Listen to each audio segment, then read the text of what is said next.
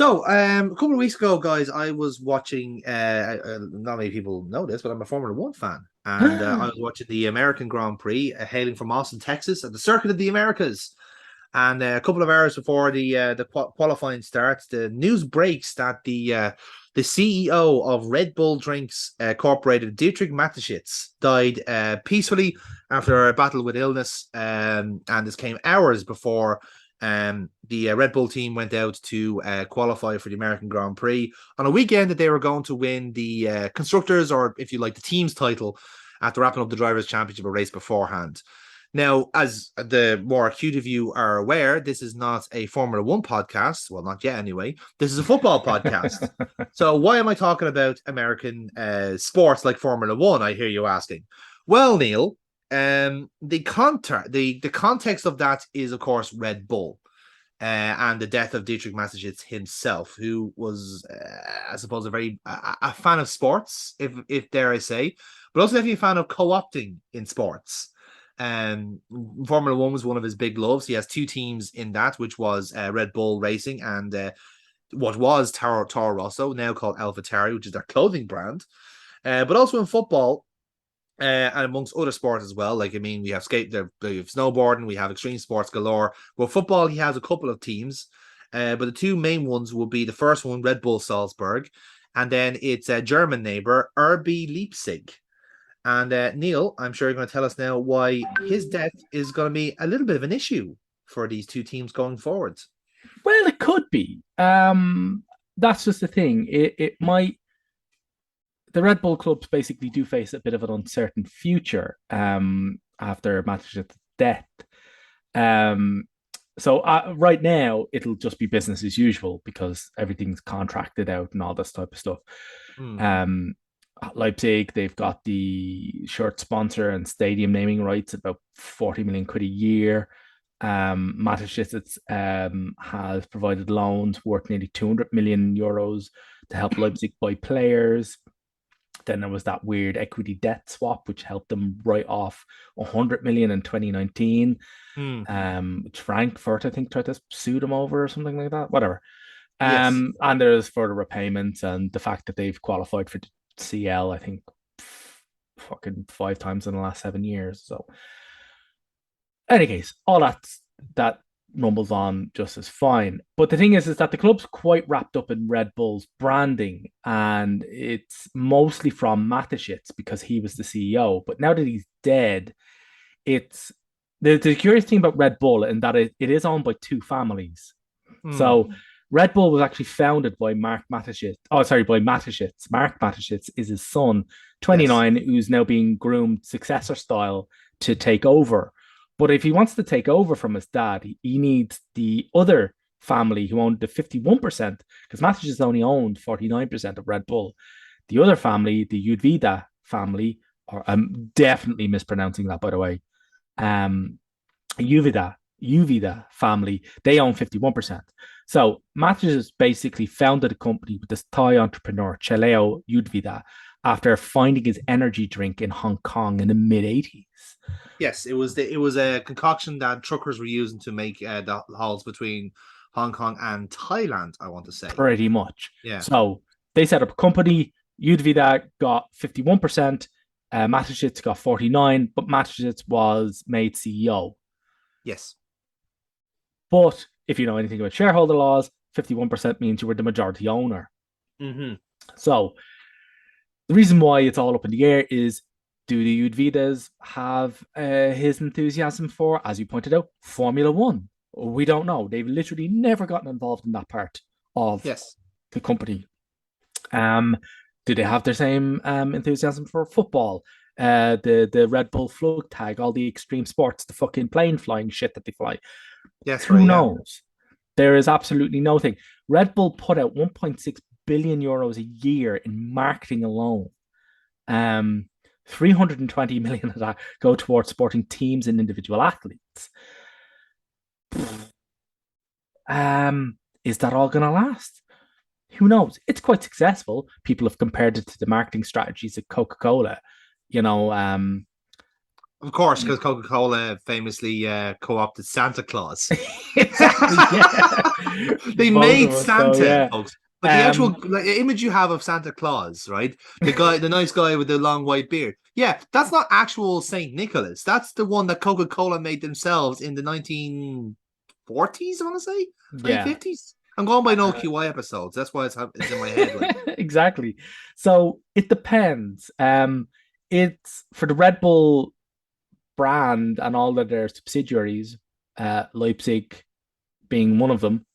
yeah, Uh, there's a few teams in that Dominion. So you have like you got Salzburg, which you actually argue is probably the original Red Bull club, because obviously Red Bull is an Austrian kind of outfit, Austrian slash Thai outfit, let's say. Then you got Leipzig, which is like kind of their biggest, the outboard engine, I think is a good way of putting it, because they're the most prominent team at the moment. But you've also got in the MLS, you got the New York Red Bulls, who've been around for years, and they also have a club in Brazil called Red Bull Bragantino, and they also have a team in Ghana called Red Bull Ghana. So they have other teams, like they have like 5 or 6 actual teams in their outlet, and they have like semi-professional outfits too. yeah, So they've kind of like the Red Bull Group, they call it, or something like that. essentially, yeah, like they were Some the actual originators of what you would see now as with the Man City group of having teams kind of co-opted, and a few other kind of like owners have done the same as well. So like the likes of Todd Bowley and FSG are looking into doing those kind of little dominions, but yeah, Red Bull started all that, and it started off in various different sports. exactly. Yeah, There's also so that's kind of like the tails part side of the coin. That's the negative part. There's yeah. also another school of thought that think that Mateschitz' death or his death in particular will actually detoxify the brand within German football, given that he was not exactly a very well liked person. In fact, he was actively fucking hated, even by his own board.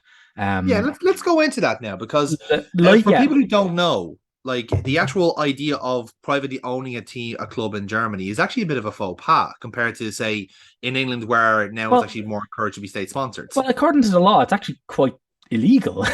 Yes. It's quite a brazen circumvention of the 50+1 rule for membership control. Um, so Leipzig basically restricted membership to a very select group of handpicked employees. Okay. By all intents, they all hated Mateschitz.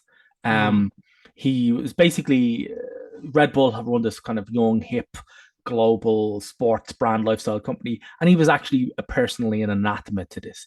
He was a reactionary populist, and he was very unquestionable about it. Um, his media he owned a raft, obviously, because he was like worth like something like 28 billion when he died.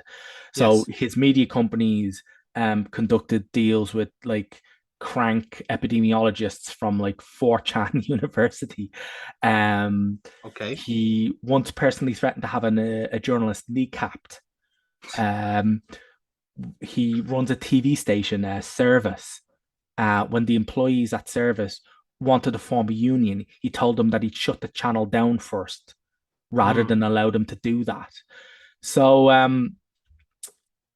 not not a nice person we're talking about here. So there is the flip side of the coin. So as Hmm. I've explained, like whether or not the Thai side of the family will allow this huge amount of branding, there is a flip side of the coin thinking, well, without this hateful septuagenarian billionaire from provincial Austria fucking shitting on everybody because he's from literally a bygone era, um, Hmm. things might actually get better. So it's one to keep an eye out on. It it's is a weird it, one, isn't it? Because like it's it's quite literally okay. shrug emoji.